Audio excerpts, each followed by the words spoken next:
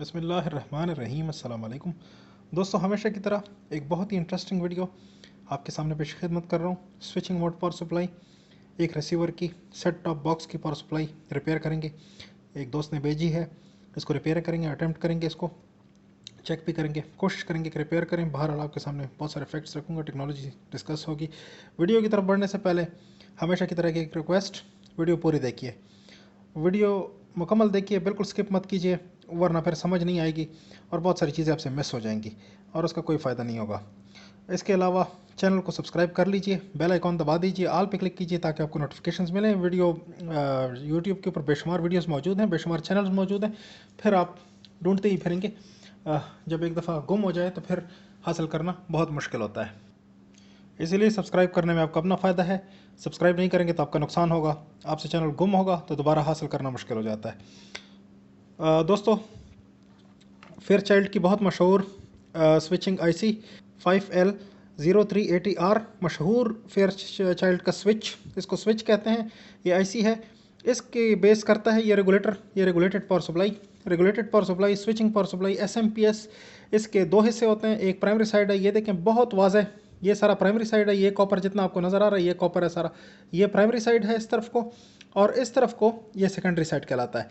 जहाँ पे high voltage लगता है, ये देखें ये कनेक्टर जो है ये लो वोल्टेज का है, ये रिसीवर की तरफ जाता है। ये लो वोल्टेज वाली साइड, ये वाली साइड, ये सारी सेकेंडरी कहलाती है, सेकेंडरी। और low voltage side, cold side भी इसको कहते हैं, इसको हॉट साइड कहते हैं। ये वाली साइड प्राइमरी साइड है या हाई वोल्टेज साइड है।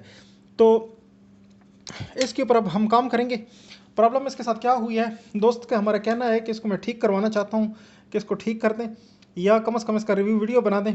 अब हम क्या करेंगे कि इसको अटैम्प्ट करते हैं ठीक करने की, लेकिन अगर ये स्विच ख़राब हुआ तो स्विच हमने और मंगवाए हुए हैं, अभी हमारे पास आए नहीं हैं, तो कम से कम क्लियर हो जाएगा कि स्विच ख़राब है या नहीं।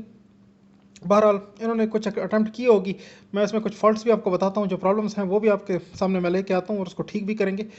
सबसे पहले तो देखिए, यहाँ पे एक स्मूथिंग कैपेसिटर होता है। ये देखें, एक इलेक्ट्रोलाइटिक कैपेसिटर हर पावर सप्लाई में होता है, जो कि 400 वोल्ट और कुछ माइक्रोफेरेड, जैसे कि 47 माइक्रोफेरेड से 100 माइक्रोफेरेड वैल्यू का यहाँ पे कैपेसिटर होता है। बहुत सारे दोस्त पूछते हैं इसकी वैल्यू, तो 400 वैल्यू तो पक्की है, क्योंकि ये रेक्टिफायर हैं, ये डायोड्स हैं, यहाँ से सप्लाई आती है, सप्लाई इस चौक से गुजरती है, फिल्टर्स में से होते हुए यहाँ इस ब्रिज रेक्टिफायर पे आती है। चार डायोड से प्लस माइनस बनती है, और वो तकरीबन 300 वोल्ट के हद के अंदर होती है। 300 वोल्ट तक इधर इस यहाँ पे मिलते हैं, तो 300 वोल्ट के लिए 400 वोल्ट का कैपेसिटर होना ज़रूरी है।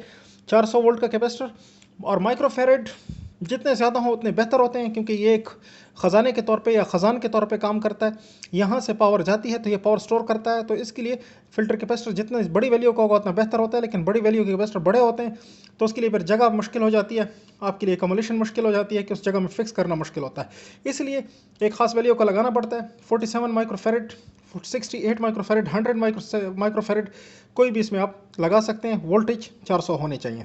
अच्छा, अब हम इसमें ये कैपेसिटर भी लगाएंगे, क्योंकि ये देखें ये किसी ने इसमें से उकाड़ा हुआ है, पहले जिसने काम किया तो उसने उकाड़ा हुआ है। उसके बाद क्या प्रॉब्लम है कि जो पावर सप्लाइयाँ या सर्किट आपको कोरियर होते हैं या कुछ दोस्त अपने पास रखते हैं, तो वो इसमें लूज़ कनेक्शन पैदा कर देते हैं या इसमें लूज़ कनेक्शन पैदा हो जाते हैं।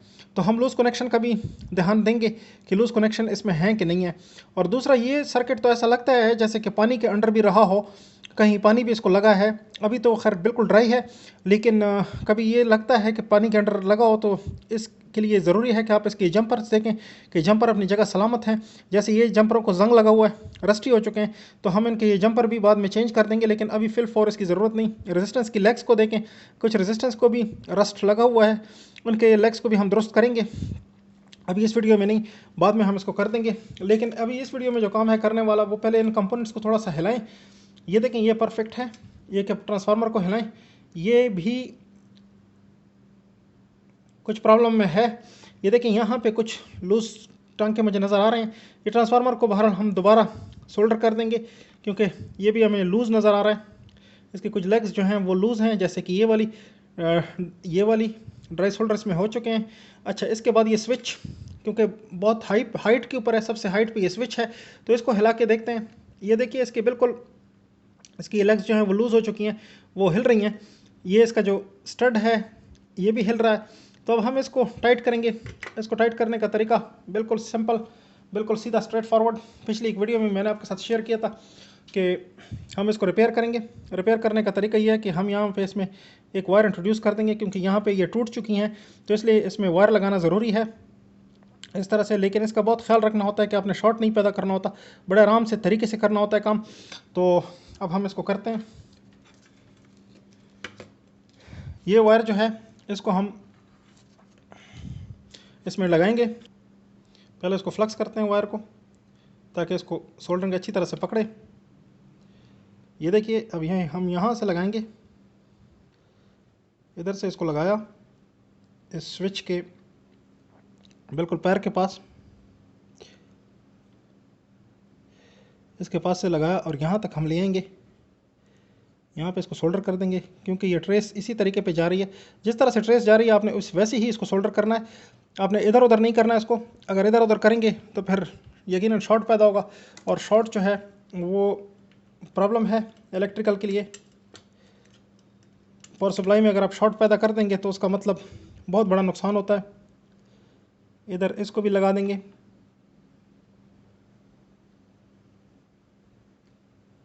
याद रखिएगा आपके टांके बहुत बड़े नहीं होने चाहिए, अगर बड़े कर देंगे तो फिर इधर उधर इसके शॉर्ट होने के शॉर्ट इंट्रोड्यूस करेंगे, जो कि बहुत ही प्रॉब्लमेटिक चीज़ है। स्पेशली स्विचिंग पावर सप्लाई में शॉर्ट नहीं चलता। इसको बिल्कुल इसके पास से काट देंगे और इसको यहाँ से थोड़ा सा ऐसे लगा देंगे, ताकि इस तरफ इस ट्रेस के साथ ये अपना रास्ता ना बनाए। अक्सर ये ट्रांसफार्मर भारी कंपोनेंट्स होते हैं, ये हिल जाते हैं, फिर आपकी सीधी वाली पावर सप्लाई भी काम नहीं करती। दोस्त लोग परेशान होते हैं कि पावर सप्लाई के अंदर हमने कंपोनेंट बदले लेकिन हमारी पावर सप्लाई चली नहीं। तो उसकी रीज़न सिर्फ़ और सिर्फ यही होती है। अब ये देखिए, ये बिल्कुल टूटा हुआ टांका है। अगर मैं इसको रिफ़्रेश ना करता तो फिर इसके चलने के चांस बहुत कम थे। ये मैंने कर दिया है। अभी कैपेसिटर की बारी आती है। कैपेसिटर के लिए या तो आप बाज़ार जाइए नया कैपेसिटर ख़रीदिए, या फिर इस तरह एक किसी डोनर बोर्ड में से एक कैपेसिटर ले लीजिए। जैसे मेरे पास ये है, एक डोनर बोर्ड में से ये कैपेसिटर हम ले लेंगे और ये इसमें लगा देंगे। तो इस कैपेसिटर को निकालने के लिए भी सोल्डरिंग आयरन की मदद चाहिए होगी। ये मैंने निकाल लिया। कैपेसिटर के दो लेग्स होते हैं, पॉजिटिव और नेगेटिव। इलेक्ट्रोलाइटिक कैपेसिटर का पॉजिटिव और नेगेटिव होता है। ये लाइन वाली जो है ये नेगेटिव है, और जो लाइन के बगैर है ये पॉजिटिव है। तो इसका हमने पूरा ख्याल रखना है, उल्टा नहीं लगाना। उल्टा लगाएंगे तो आपका कैपेसिटर काम नहीं करेगा। इसके बाद टेस्ट करते हैं कि क्या रिस्पांस देता है ये।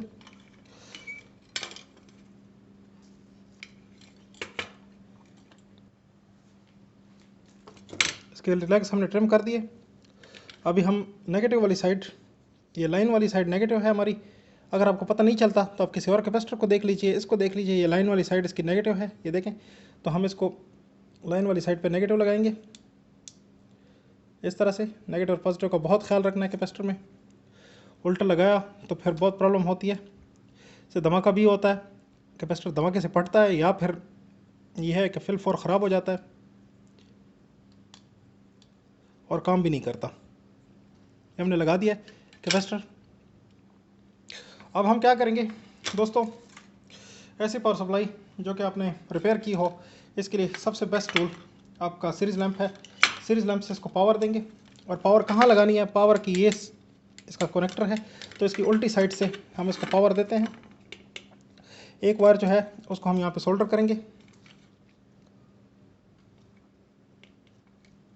एग्जैक्टली इसी कनेक्टर के ऊपर, बैक साइड पे, क्योंकि कनेक्टर हमारे पास नहीं है। कनेक्टर उन्होंने अपने सिस्टम में ही निकाला हुआ है, रिसीवर के ऊपर ही है उनके। तो इसलिए हम इसको यहीं पे ही,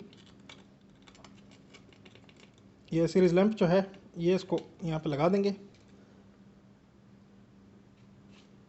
एक और वायर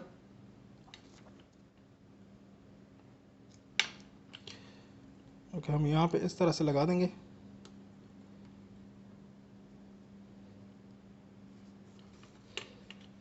दो तारे हमने लगा दिए हैं। अभी हम इसको पावर अप करते हैं सीरीज़ लैंप के थ्रू। लैंप मैं आपके सामने करता हूँ ताकि आपको नज़र आए। ये देखें, मैं इसको पावर अप कर रहा हूँ 220 वोल्ट के अंदर। पावर सप्लाई हमारी ऑन हो चुकी है। उम्मीद करते हैं कि पावर सप्लाई हमारी ठीक हो चुकी है। दोस्तों अब हम इसको टेस्ट करने लगे हैं मीटर के ऊपर। ये हमारा ग्राउंड है, यहाँ पावर सप्लाई सेकेंडरी का ग्राउंड, यहाँ पे 30 वोल्ट लिखे हुए हैं, 30 वोल्ट देखिए मीटर के ऊपर आ रहे हैं। ये 30.4 वोल्ट तकरीबन हमें मिल रहे हैं, ये ठीक हो गया। अच्छा, इसके नेक्स्ट जो है वो 22 वोल्ट हैं, शॉर्ट सर्किट नहीं करेंगे, आराम से टेस्ट करना है,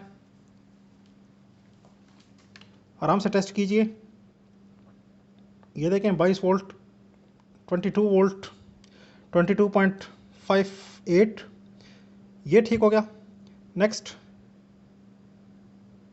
ये ग्राउंड है, नेक्स्ट ये भी ग्राउंड है, इसके बाद ground,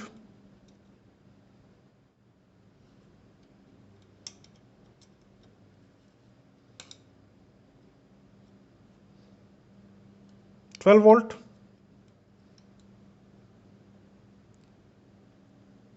eight volt, ground, 3.6 volt, 3.6 volt. Power supply आपके सामने है, पावर सप्लाई रिपेयर हो चुकी है, दुरुस्त हो चुकी है। लैंप जिस तरीके से रोशन हुआ आपने देखा, 30 वोल्ट, 22 वोल्ट, 3 वोल्ट और 12 वोल्ट जितने भी हैं सारे के सारे हमारे दुरुस्त हो चुके हैं। पावर सप्लाई हमने ठीक कर दी है।